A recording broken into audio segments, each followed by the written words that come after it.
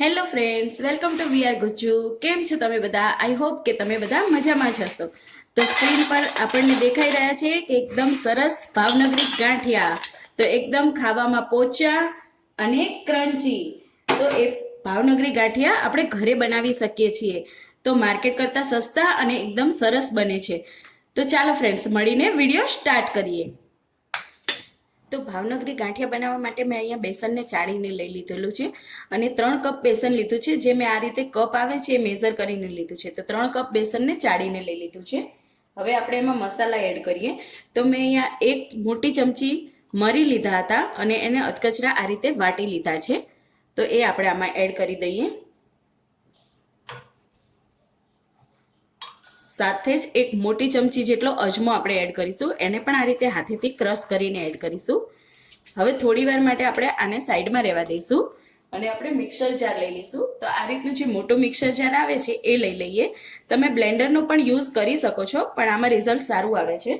તો આમાં આપણે એડ કરીશું ½ કપ ઓઇલ. તો તેલ તમે જે ખાવામાં યુઝ કરતા હોય એ તેલ તમે લઈ શકો છો, કોઈ પણ તેલ. તો મેં અહીંયા ½ કપ તેલ યુઝ કર્યું છે અને ½ કપ પાણી. તો તેલ અને પાણીનું પ્રમાણ સરખું રાખવાનું છે. તો બંનેને આ રીતે મિક્સ કરી દેવાનું છે અને એમાં એડ કરીશું ½ ટીસ્પૂન પાપડીયો ખારો. જો તમારા ઘરમાં પાપડીયો ખારો અવેલેબલ ના હોય તો આપણે જે ભજીયા બનાવવામાં મીઠા સોડા યુઝ કરીએ છીએ એ પણ તમે યુઝ કરી શકો છો. પણ માર્કેટમાં જે રીતના ગાંઠિયા મળે છે એ રીતનું રિઝલ્ટ જોઈતું હોય તો પાપડીયો ખારો એડ કરવાનો. તો મેં અહીંયા ½ ટીસ્પૂન પાપડીયો ખારો લીધો છે. અને મીઠું સ્વાદ પ્રમાણે. તો મીઠું મેં 1 ચમચી કરતાં પણ ઓછું યુઝ કર્યું છે, મતલબ પોણી ચમચી જેટલું. હવે આને આપણે સારી રીતે મિક્સરમાં ગ્રાઇન્ડ કરી લઈશું, એકદમ ચર્ન કરી લઈશું.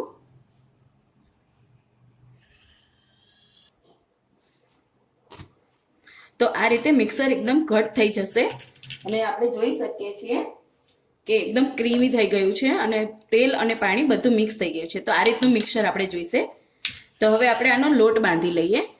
તો આ રીતે મરી અને અજમો સારી રીતે પહેલા મિક્સ કરી લઈએ આપણે બધા જ લોટમાં.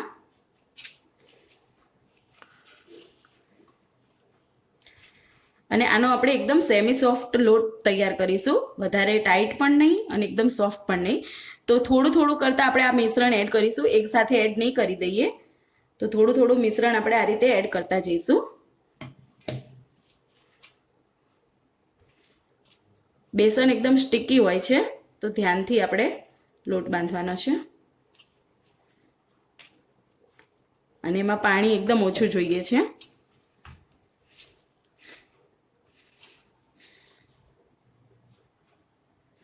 હવે આ રીતની કન્સિસ્ટન્સીમાં મેં લોટ બાંધી દીધો છે અને આટલું 1-2 ચમચી જેટલું મિશ્રણ વધ્યું છે એને આપણે હવે સાઈડમાં રાખી દઈએ.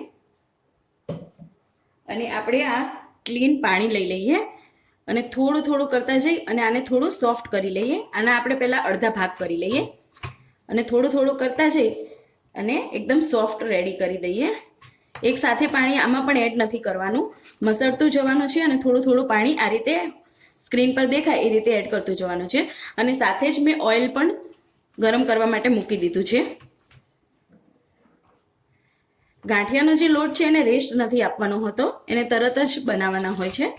તો મેં સાથે સાથે ઓઇલ પણ ગરમ કરવા મૂકી દીધું છે અને આ રીતે આપણે સારી રીતે એને મસળવાનો છે. જેટલું આપણે લોટ મસળશું એટલા જ આપણા ગાંઠિયા સરસ પોચા થશે.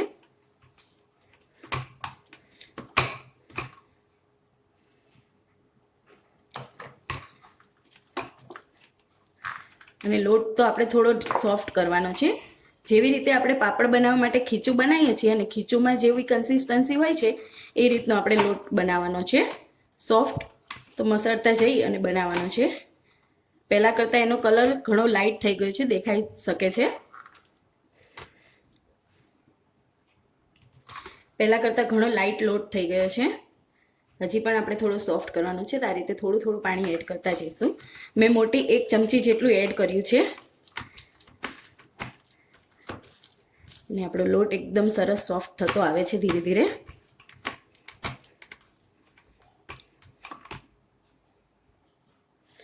તો આપણે જોઈ શકીએ છીએ કે એકદમ સરસ સોફ્ટ અને એકદમ વ્હાઈટ કલર થઈ ગયો છે. તો ગાંઠિયા માટે હવે એકદમ આપણો લોટ રેડી થઈ ગયો છે. તો આ રીતે થોડો થોડો કરીને પછી આપણે આ પણ રેડી કરી દઈશું. અને આના માટે મારે 1 ચમચી જેટલા પાણીની જરૂર પડી છે. અને સાથે આપણું તેલ પણ ગરમ થઈ ગયું છે. હવે આપણે ગાંઠિયા બનાવવા માટે જો તમારી પાસે આ રીતનો સંચો હોય તો એમાં પણ તમે ગાંઠિયા બનાવી શકો છો. અત્યારે આપણે ઝારાની મદદથી બનાવીશું.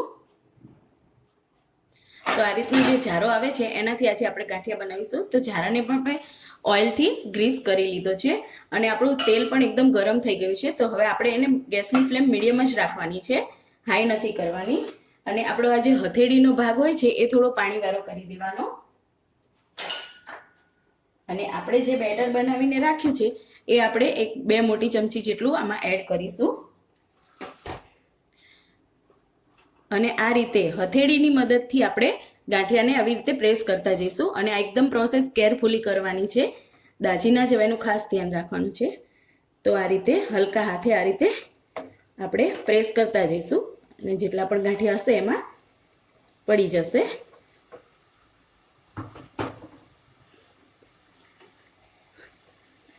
અને આ ગાંઠિયાને તળાતા વધારે સમય પણ નથી લાગતો, જલ્દીથી તળાઈ જાય છે. એટલે ગેસની ફ્લેમ મીડિયમ જ રાખવાની છે, હાઈ નથી કરવાની. અને આ રીતે આપણે થપથપાઈ દેવાનું છે એટલે જેટલા પણ ગાંઠિયા ઝારામાં હોય એ નીચે પડી જાય.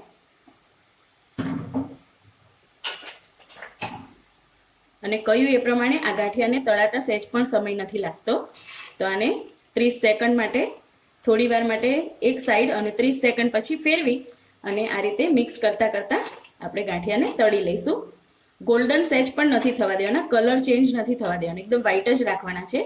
ખાલી ક્રન્ચી થાય એ વાતનું ધ્યાન રાખવાનું છે. જોઈ શકો છો કે એકદમ સરસ ગાંઠિયા આપણા ઝારામાંથી પડ્યા છે.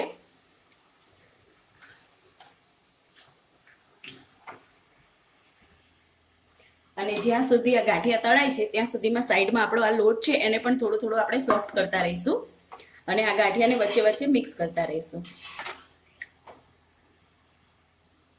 1 મિનિટ થઈ ગઈ છે અને આપણા ગાંઠિયા એકદમ સરસ રેડી થઈ ગયા છે.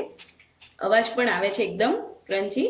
તો હવે આપણે બધું જ તેલ નિતારી અને ગાંઠિયાને કાઢી લઈએ.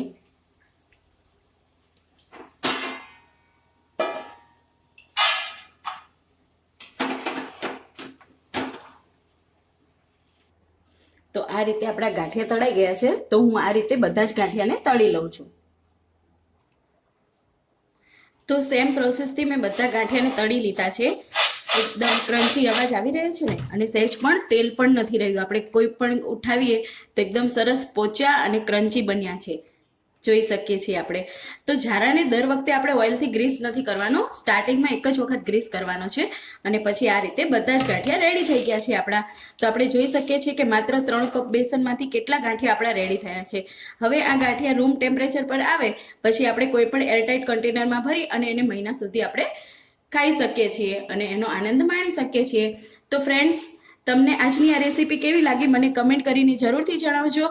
અને વી આર ગુજ્જુ ચેનલને સબસ્ક્રાઇબ ના કરી હોય તો પ્લીઝ સબસ્ક્રાઇબ કરી દો અને બાજુમાં રહેલા બેલ આઇકોનને પ્રેસ કરી દો, જેથી દરેક નવા વિડીયોનું નોટિફિકેશન તમને મળી જાય. ફરી મળીશું નવા જ વિડીયો સાથે. Thanks for watching.